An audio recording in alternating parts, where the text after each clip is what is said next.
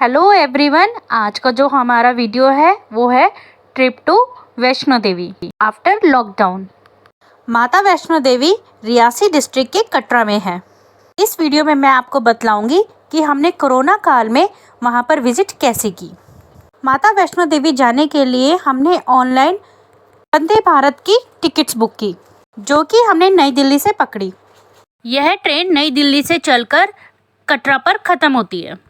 बीच में ये 3 स्टेशंस पर रुकती है, अंबाला, लुधियाना और जम्मू तवी।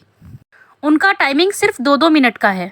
यह ट्रेन हमें नई दिल्ली से कटरा तक 8 घंटे में पहुंचाती है। वंदे भारत का टाइमिंग नई दिल्ली से सुबह 6 बजे का है और ये हमें एग्जैक्ट 2 बजे दोपहर के कटरा पहुंचा देती है। और मैं आपको बता दूं, यही ट्रेन वापस नई दिल्ली आती है, जिसका टाइम है दोपहर 3 बजे का कटरा से, और ये हमें नई दिल्ली रात के 11 बजे पहुंचा देती है। कटरा स्टेशन पहुंचते ही सबसे पहले आपको कोविड टेस्ट कराना होगा, ऐसा हमने सुना था, तो इसलिए हम यहाँ से टेस्ट नहीं करवा के गए थे, क्योंकि हमने यह भी सुना था अगर आपके पास कोविड टेस्ट की नेगेटिव रिपोर्ट भी है तो टेस्ट ज़रूर होगा। बट ऐसा नहीं है। अगर आप यहाँ से टेस्ट करवा के जाते हैं और आपका नेगेटिव है तो आपकी रिपोर्ट वहाँ पर मान्य होगी। अगर आप भी माता वैष्णो देवी जाना चाहते हैं तो वंदे भारत बहुत ही अच्छा ऑप्शन है। वंदे भारत में आपको बैठकर ही जाना होगा, क्योंकि इसमें स्लीपर का कोई ऑप्शन नहीं है। एक इम्पॉर्टेंट इन्फॉर्मेशन कि आजकल कोविड के चलते टिकट के साथ फूड फैसिलिटी नहीं है, बट आपको यहाँ पर टी, कॉफ़ी, पैक्ड फूड जैसे राजमा चावल, छोले चावल, कढ़ी चावल और मटर पनीर चावल, ये सब आपको फूड आइटम मिल जाएगी, लेकिन इसके लिए आपको पेड करना पड़ेगा। इवन आपको पानी की बोतल भी खरीदनी पड़ेगी। जम्मू तवी के स्टेशन के बाद आपको बड़े मनमोहक दृश्य देखने को मिलेंगे। चलिए देखते हैं कैसे दृश्य दिखेंगे।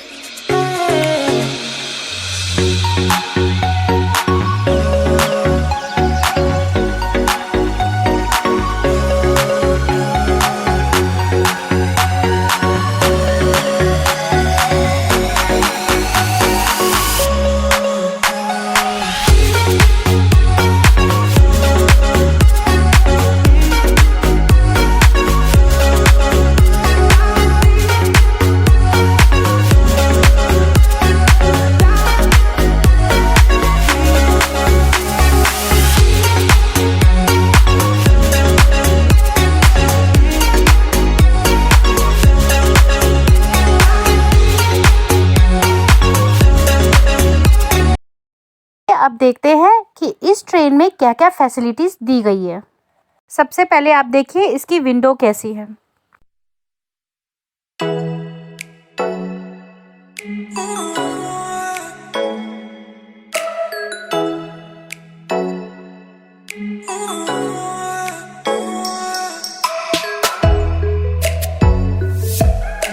इसमें हर सीट के साथ चार्जिंग पॉइंट दिया हुआ है।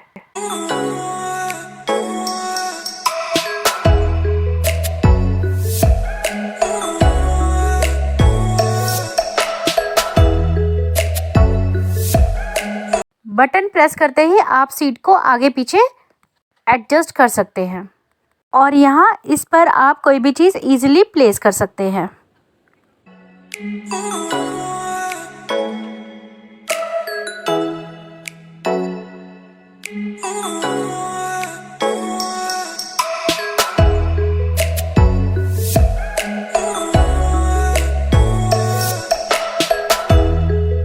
एक जो डिफरेंट फैसिलिटी है वो है कि आप अपनी सीट को 360 डिग्री तक घुमा सकते हैं।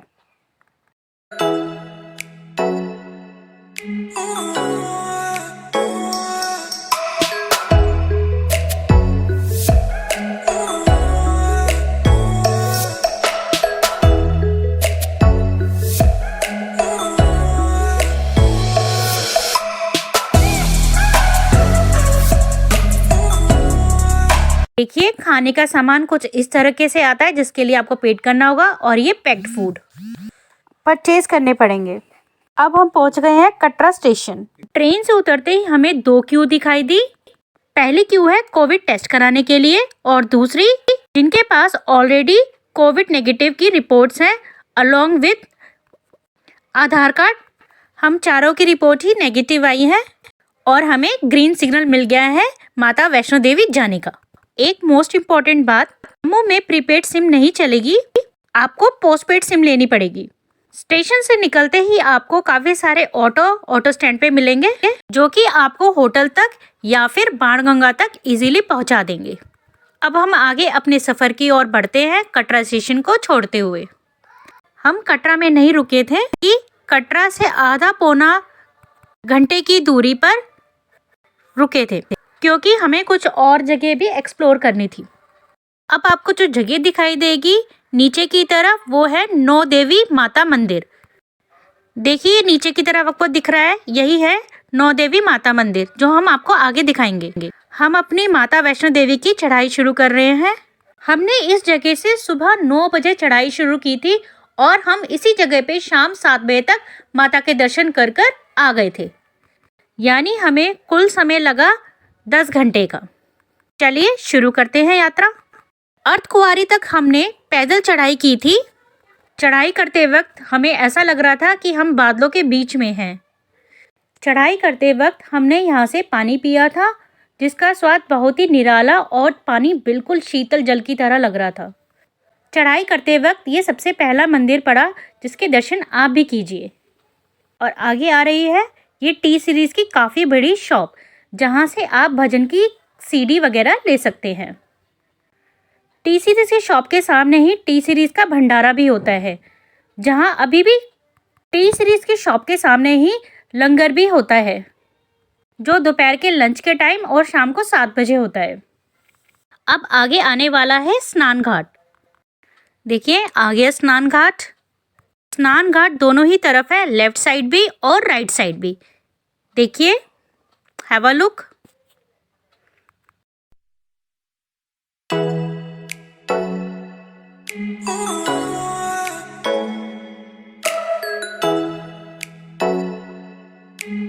हमने सुहान को बेबी प्रैम में बिठा दिया था। प्रैम वाले ने हमसे 290 रुपीज़ लिए थे अर्धकुंवारी तक, क्योंकि हमें लगा सुहान नहीं चढ़ पाएगा, वो परेशान करेगा, इसलिए हमने पहले ही उसको प्रैम में बिठा दिया था। ये देखिए यहाँ पर भी बाथिंग घाट बना हुआ है गीता मंदिर के पास। और अब आगे आता है गीता मंदिर।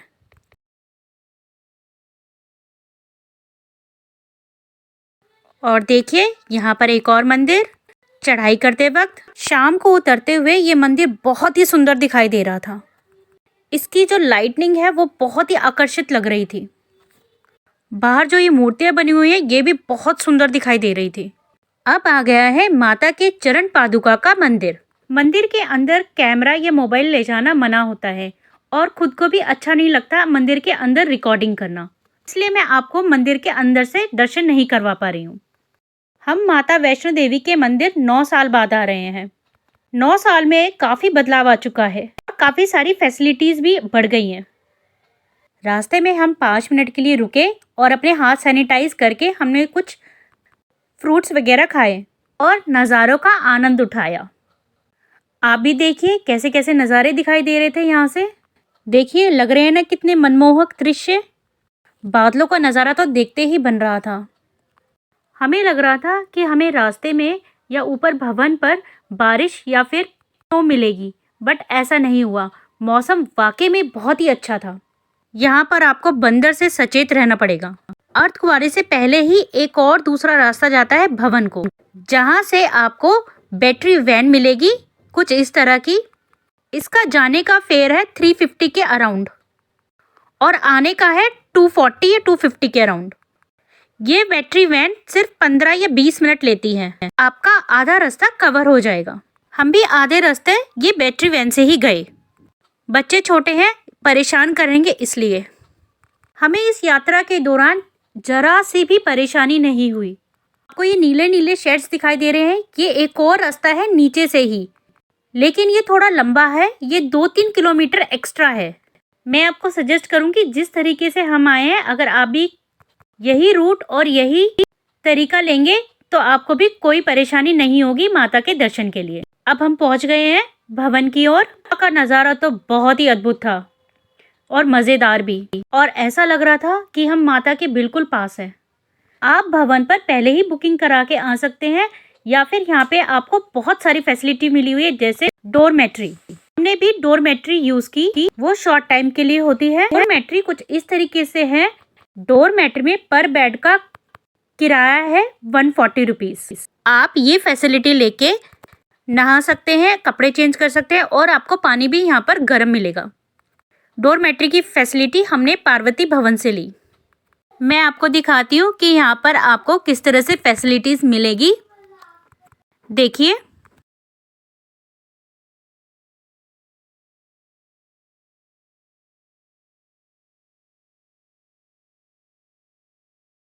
डोरमेट्री की फैसिलिटी कुछ इस तरीके से है। यहाँ के बाथरूम वगैरह भी बहुत साफ़ थे। आप चाहे तो यहाँ पे थोड़ा रेस्ट भी कर सकते हैं, बट हमने रेस्ट नहीं करा, हमने अपनी यात्रा को कंटिन्यू रखा। यहाँ पर लॉकर फैसिलिटी भी है, जिसमें हमने सामान रखा। हमने 100 रुपीज़ एडवांस में दिए। माता के दर्शन हो चुके हैं और हम भैरव जी के दर्शन के लिए यहाँ ऊपर आ गए हैं। यहाँ आने के लिए ट्रॉली ली, जिसका कुल किराया था 100 रुपये आना जाना पर पर्सन। यहाँ पर भी दर्शन बहुत अच्छे रहे। यहाँ पर ठंड कुछ ज़्यादा थी, देखिए हम किस तरह से पैक्ड हैं, लेकिन ठंड का भी एक अपना ही मज़ा होता है। हमारे दर्शन अच्छे से हो गए और हम नीचे बाणगंगा की तरफ आ गए। कटरा से आगे की ओर बढ़ते हुए हम नौ देवी मंदिर, जैसा कि मैंने स्टार्टिंग में बताया था, यहाँ का नज़ारा देखते ही बन रहा था। यह मंदिर बहुत सुंदर था और यहाँ पे छोटी छोटी 9 पिंडियाँ बनी हुई हैं। प्राकृतिक रूप से गणेश जी भी बने हुए हैं अंदर मंदिर में। मैं आपको अंदर से दर्शन नहीं करा पाऊंगी क्योंकि कैमरा अलाउड ही नहीं है अंदर। साइड में बहता हुआ पानी बहुत ही सुंदर दिखाई दे रहा था। और आगे देखिए, ये माउंटेन जो आपको दिखेगा, ये है स्लीपिंग लेडी माउंटेन। यह माउंटेन इसी नाम से फेमस है। देखिए, ये एक लेडी लेटी हुई है जिसके बाल फैले हुए हैं पीछे की तरफ। आपको इसके होठ, आँख थोड़ी सी समझ आ रही होगी, मुझे लगता है ऐसा। आगे आपको बहुत ही सुंदर सुंदर नज़ारे देखने को मिलेंगे इस वीडियो में। यहाँ पर एक डैम भी है जिसका प्रोजेक्ट का नाम है सलाल। वो डैम बहुत ही सुंदर है, जो कि पहाड़ों को काट काट के बनाया हुआ है। रास्ते में नज़ारों का मज़ा लेते हुए हम आगे की ओर बढ़ते हैं। यहाँ हमने एक फोर्ट के बारे में जाना, जो था भीमगढ़ फोर्ट। चलिए अब देखते हैं हम भीमगढ़ फोर्ट। ये है फोर्ट की एंट्रेंस।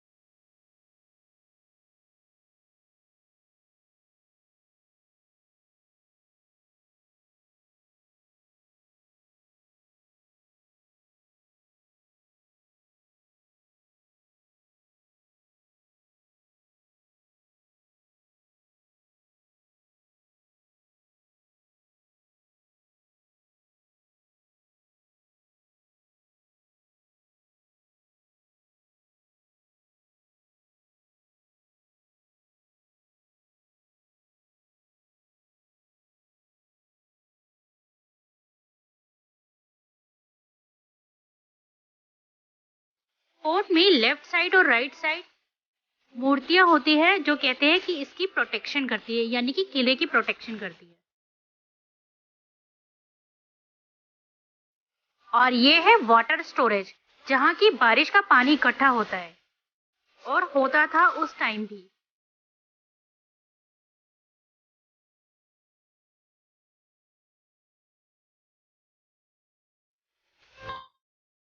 और ये देखिए फोर्ट में मंदिर। इसको मैं आपको थोड़ा सा क्लोज करके दिखाती हूँ कि कौन सी मूर्ति है अंदर। आप मुझे कमेंट में बताइए कि आपको ये कौन सी मूर्ति दिखाई दे रही है। कि ऊंचाई से कितना सुंदर लग रहा है बाहर का नज़ारा।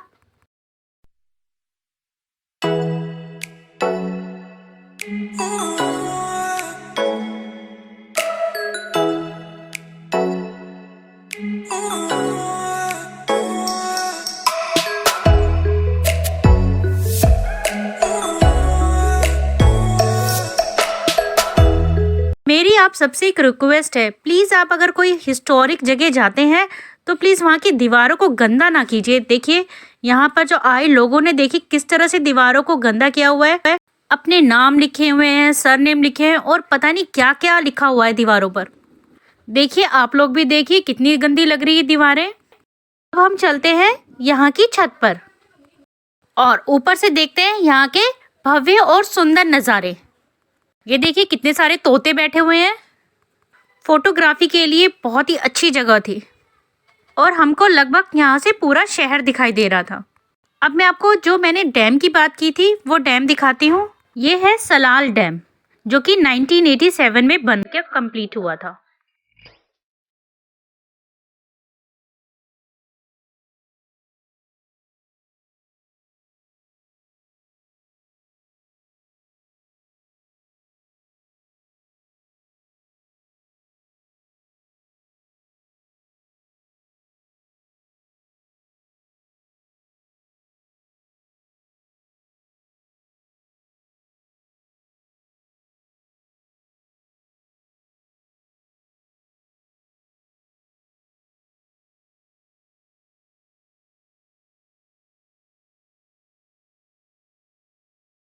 यहाँ पर एक नेचुरल फॉल है जो जगह है सियार बाबा। यहाँ पर एक मंदिर भी है। देखिए ये फॉल।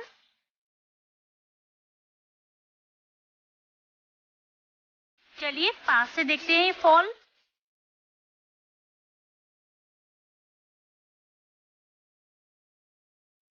हमने यहाँ पे कुछ फोटोग्राफ्स भी ली।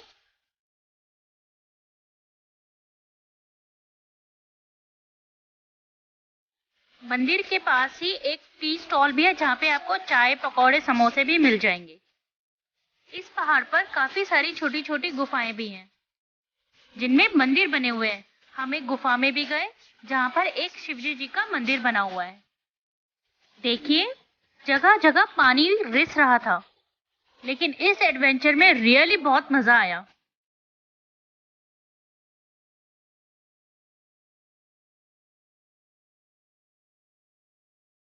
बच्चों ने भी बहुत बहुत इंजॉय किया।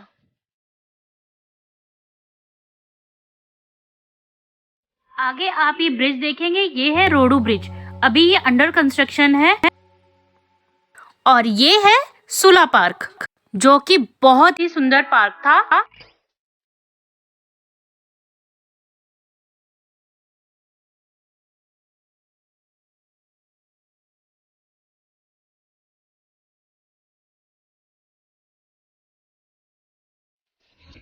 सबसे अच्छी बात थी इस पार्क की कि इसके पास एक छोटी सी रिवर बह रही थी जहां हमने ढेर सारी मस्ती की और काफी सारी फोटोग्राफ्स ली।